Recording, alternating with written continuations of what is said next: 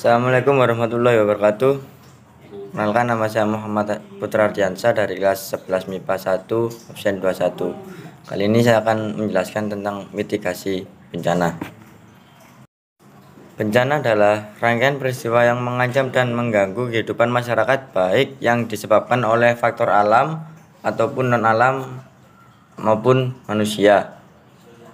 Jenis bencana ada 3 bagian. Pertama, bencana alam, bencana non-alam, bencana sosial.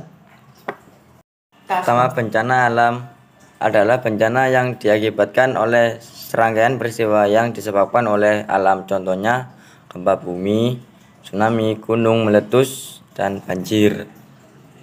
Yang kedua, bencana non-alam. Bencana non-alam adalah bencana yang diakibatkan oleh rangkaian peristiwa non-alam yang antara lain berupa gagal teknologi, gagal modernisasi, epidemi, dan wabah penyakit. Yang ketiga, bencana sosial adalah bencana yang diakibatkan oleh peristiwa yang dilakukan manusia yang meliputi konflik sosial antar kelompok atau antar komunitas masyarakat dan teror. Dampak bencana yang pertama, gangguan. Dampak dari bencana alam tidak hanya menimpa fisik, tapi aspek psikologis sosial korban juga harus mendapat perhatian khusus, seperti stres pasca trauma, kecemasan yang diakibatkan oleh kehilangan harta benda, sahabat, keluarga, serta lingkup perasaan ketidakpastian tentang masa depan.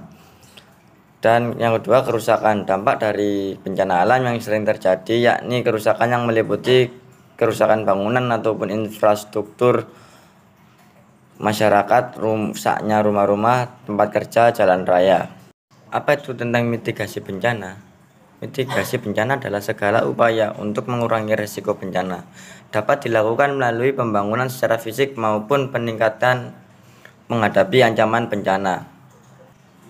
Di sini terdapat garis besar pembahasan dengan 5 bagian. Yang pertama, tujuan mitigasi, 2 jenis mitigasi, 3 penanggulangan bencana, 4 tahap penanggulangan, 5 manajemen kedaruratan. Yang pertama, tujuan mitigasi. Di sini yang pertama yaitu meminimalisir adanya korban jiwa akibat bencana. 2 meminimalisir kerugian yang diakibatkan oleh bencana.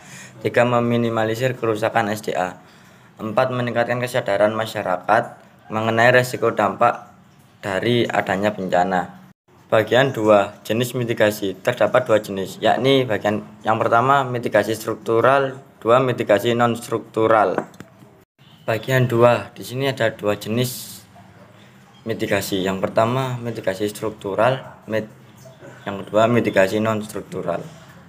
Mitigasi struktural yaitu merupakan upaya dalam meminimalkan bencana dengan membangun berbagai prasarana fisik menggunakan teknologi, misalnya dengan membuat waduk untuk mencegah banjir, membuat alat pendeteksi aktivitas gunung berapi.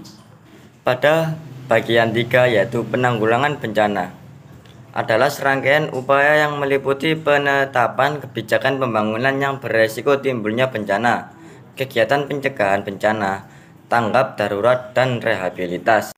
Pada bagian 4 yaitu tahap penanggulangan. Tahap yang pertama sebelum bencana. 1. Perencanaan penanggulangan bencana. 2. Pencegahan di lingkungan dengan cara mengurangi ancaman keberentanan pihak yang terancam bencana.